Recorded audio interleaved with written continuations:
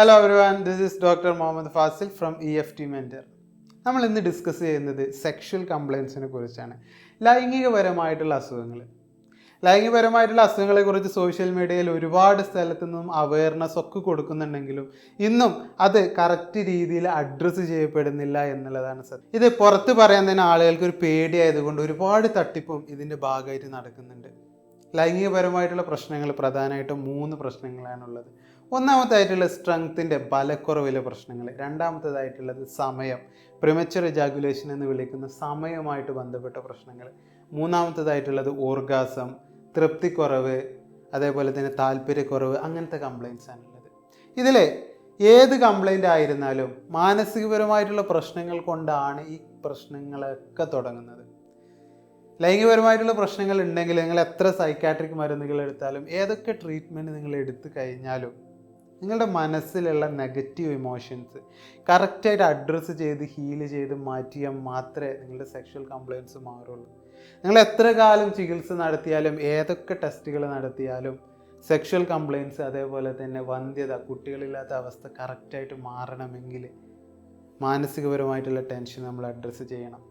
ബലക്കുറവിൻ്റെ പ്രശ്നങ്ങളുണ്ടെങ്കിൽ, സ്ട്രെങ്ത്തിൻ്റെ പ്രശ്നമാണെങ്കിൽ പ്രധാനമായിട്ടും അത്തരം ആളുകളിൽ നമ്മൾ കണ്ടുവരുന്നത് ഗിൽറ്റി ഫീലിംഗ്, അമിതമായിട്ടുള്ള കുറ്റബോധം, ഒരുപാട് കാര്യങ്ങളിൽ അവരിലേക്ക് കുറ്റബോധം അലട്ടുന്നുണ്ടായിരിക്കും.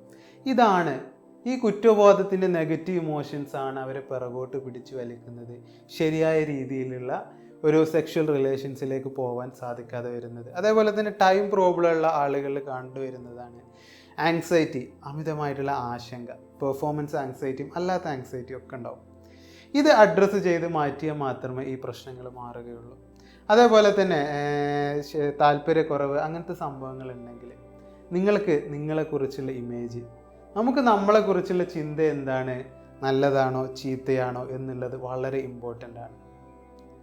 മനസ്സൊന്ന് റീവയർ ചെയ്ത് എടുത്തു കഴിഞ്ഞാൽ നിങ്ങളുടെ സെക്ഷൽ പ്രോബ്ലംസ് കംപ്ലീറ്റ്ലി മാറിപ്പോകും. അതല്ലെങ്കിൽ നിങ്ങൾ വയാഗ്ര, സൈക്കാട്രിക് മരുന്നുകൾ എത്ര കാലം എടുത്തു കഴിഞ്ഞാലും ഈ പ്രശ്നങ്ങൾ കംപ്ലീറ്റ് ആയിട്ട് മാറിപ്പോവില്ല. പ്രൈമറി ആയിട്ട് നിങ്ങൾക്ക് ചെയ്യാനുള്ള ടിപ്സ് ഞാൻ പറഞ്ഞുതരാം. 3 കാര്യങ്ങളാണുള്ളത്. ഒന്നാമത്തേതായിട്ട് നിർബന്ധമായിട്ട് നിങ്ങൾ 30 മിനിറ്റെങ്കിലും ദിവസവും മെഡിറ്റേഷന് വേണ്ടി മാറ്റി വെക്കുക. മെഡിറ്റേഷൻ നിങ്ങളുടെ മനസ്സിനെ, നിയന്ത്രണം വിട്ടുപോകുന്ന മനസ്സിനെ കറക്റ്റ് നിങ്ങളുടെ നിയന്ത്രണത്തിൽ കൊണ്ടുവരാൻ വേണ്ടി ഹെൽപ്പ് ചെയ്യും. രണ്ടാമത്തേതായിട്ട് നിങ്ങളുടെ പാർട്ട്ണറുമായിട്ട് ഓപ്പണായിട്ട് നിങ്ങൾ കാര്യങ്ങൾ സംസാരിക്കുക. ഒരു സപ്പോർട്ടീവ് എൻവിറോൺമെൻറ്റ് നിങ്ങളുടെ ദാമ്പത്യത്തിൽ നിങ്ങൾ ഉണ്ടാക്കിയെടുക്കുക എന്നുള്ളതാണ്. ഓപ്പണായിട്ട് സംസാരിക്കണം, കാര്യങ്ങൾ പരസ്പരം പങ്കുവെക്കണം, പ്രശ്നങ്ങളും എന്തൊക്കെയാണ് നിങ്ങളുടെ പ്രോബ്ലംസ് എന്നുള്ളതൊക്കെ കറക്റ്റ് കമ്മ്യൂണിക്കേറ്റ് ചെയ്യണം. മൂന്നാമത്തേതായിട്ടുള്ളത് നിങ്ങളുടെ മെൻ്റൽ ടെൻഷൻസ് നിങ്ങൾക്ക് നിയന്ത്രിക്കാൻ പറ്റുന്നില്ല. പാസ്റ്റ് ലൈഫിലെ PTSD എന്ന് നമ്മൾ വിളിക്കും, ട്രോമാറ്റിക് ആയിട്ടുള്ള എക്സ്പീരിയൻസ് ഉണ്ട്.